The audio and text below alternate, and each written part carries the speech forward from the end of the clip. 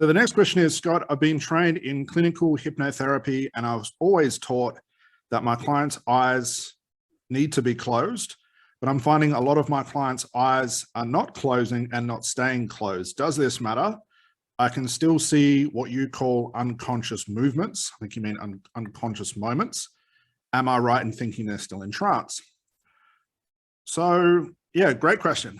So firstly, I don't think eye closure has anything to do with trance. All eye closure does in my eyes, for lack of better words, is just cancel out distraction. Trance is very, very hard for a client to go into when there's a lot of distraction. So eye closure stops distraction, but I don't think, and I'm probably not the only one to say this, it has anything to do with the actual quote unquote trance. You can have clients that have their eyes wide open and it's still exhibiting the unconscious moments. That tells you that trance is still going along. So in the case when I was working with my clients, I don't care about eye closure. I don't care about deepening a trance. I don't care about any of that stuff. What I'm looking for is it can almost see like my clients are, would be classed as being awake. They're, upbeat, they're talking, but at the same time, while they're talking to me consciously, there's a lot of unconscious moments going on. So regardless of eye closure, whether it's there or not, all I'm looking for are the unconscious moments. Are they taking big sighs? Are they breathing? Is it shallower? Is it deeper? Are they getting sort of stuck on their words? Is their mind going blank? Are they experiencing some sort of hypnotic phenomena like they feel like their whole body is heavy? Or, I've had clients I'm talking about quitting smoking, going through all the symptoms and stuff like that.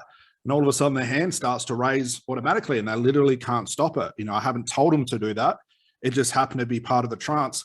So while that's happening, I can utilize that. And that's really just a sign of an unconscious moment. And we know that an unconscious moment is just the unconscious mind exhibiting itself. It's just obviously talking to you, is doing the things it's supposed to do, talking to you as the therapist.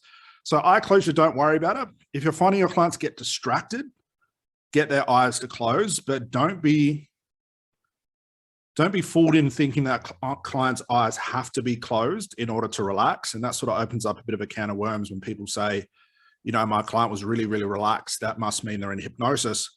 Relaxation and depth of trance and eye closure have nothing to do with actual trance work. So what I mean by trance work is actually a therapeutic trance. I think there's two different types of trances. Okay, this is just my own opinion anyway. Two different types of trances. There's a trance where a client relaxes, but doesn't necessarily mean it's going to be an unconscious thing. Doesn't mean you're going to have access to their unconscious mind. You also have a trance that's more therapeutic. And the difference between the two is the therapeutic trance does not have to have relaxation. It does not have to have eye closure. What it does have in a very strong way is a client will be getting those aha moments. They'll be getting new insights and new conclusions about their problem, i.e. the root cause, in comparison to a client that's really, really relaxed. They relaxed, you might deepen the trance. They look like they're quote unquote in hypnosis. Then they come out of it and say nothing's really happened. So I don't want to try and pull those things together. I do want to separate it. And what I'm going for each time is a therapeutic trance. As long as I'm seeing unconscious moments, that means that the unconscious mind is, it's alive, so to speak. It's communicating with me. I can use those as part of the therapy. I'm never going for relaxation. I'm never telling my clients to relax or close their eyes. If it happens to happen, if that makes sense, if it happens to happen that they start to relax and eye closure is a result of the unconscious moments, I'm going to utilize that. And I talked about yesterday, if you guys go a couple of videos back, I talked about the Ericksonian utilization tool, utilization induction. That's what I'm talking about here. It's utilizing what your client gives you as a part of a trance. So if my client's eyes are like blinking a lot and they're, blinking, they're staying shut, then snapping out of it, I'm going to use that to put them into quote unquote a trance. As a metaphor, I'm going to use that as part of the therapy, use that as part of the experience, but I'm never going to formally tell my clients, hey, close your eyes and relax, because that's when resistance starts to happen. Sort of going off a bit topic here, but I think it's all related. Resistance will always happen when you're telling your client to do something like close your eyes and relax and something like that. And resistance will start because now they know you have started and their resistance can go up.